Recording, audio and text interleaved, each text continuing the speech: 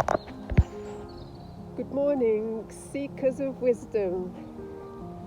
Join me today as we embark on a journey of self-discovery, and today I'd like to speak about, in this video, about another book I've been reading, which is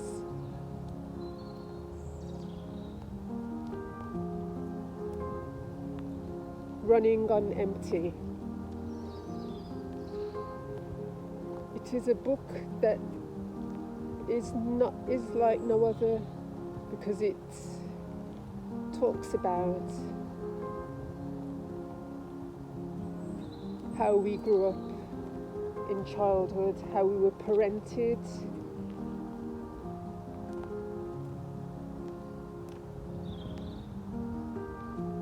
and the effects it may have had on us. The different types of parenting styles attributed to our current behavioural or psychological, emotional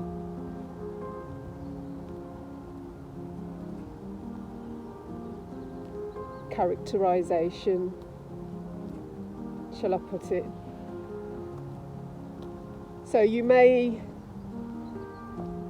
feel, the author talks about certain clients that she had who believed they may have had one problem. They may have come to her for depression, only to find out that in childhood they were emotionally neglected somehow. Maybe they had a critical parent, or the opposite, they had a parent who wasn't really interested in their achievements at school or throughout life. The author talks about different types of parents. The type of parent who may have not been interested in the child's emotional welfare and only concentrated on, whether they look good in their uniform or achieve the grades at school. She gives one example of a child coming home from school complaining of another kid having, thrown something at them, and the parent's reaction is to give the kid a big bowl of ice cream and let them go out and play for the rest of the day. And the author's saying that on the surface this may seem quite natural for a parent to do, but in the context of the child coming to the parent with an emotional issue and the parent's answer was to give it sweets, is not good, because that parent is then teaching that child that you deal with emotional issues by eating foods that are unhealthy for you. So it's quite interesting, and her take and perspective on parenting. And it's not at the beginning, it may feel as though the author is dabbing all parents as it were, but as you begin to read through the chapters, and at the end she does have like worksheets for you to track your own foibles, shall I put it, track your own relationships with food, with sleep, with whatever the issue may be. So I think that's really good. I haven't tried it as yet, but and she also talks about exercise, and that's a good indicator of whether or not you grew up in an emotional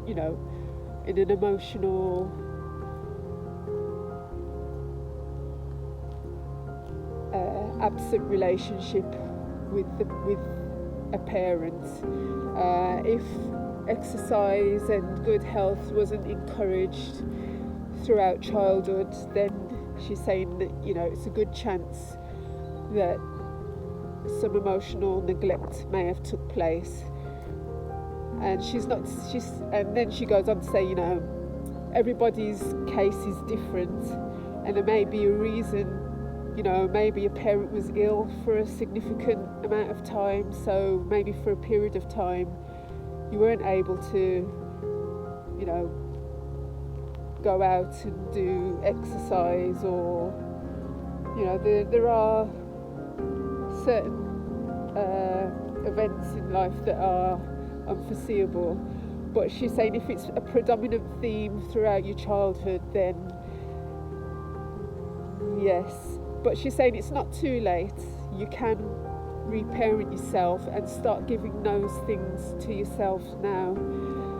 And also not to worry if you have children of your own and you fear you may have passed on any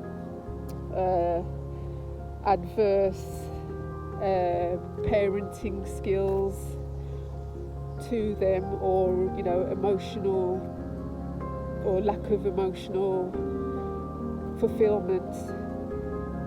If that is the case, it's not too late. By working on, you know, the activities that she's provided in the book, which is basically kind of just a checklist really. So for example, the exercise one, going back to that, if you feel that she asks you to, you know, have a bar chart, or have a chart running over 30 days, or a journal or diary, and just jot down throughout the day, I think it is, when you do exercise, if you do any exercise, and then at the end of the month you look back and then you can see what your exercise routine is. And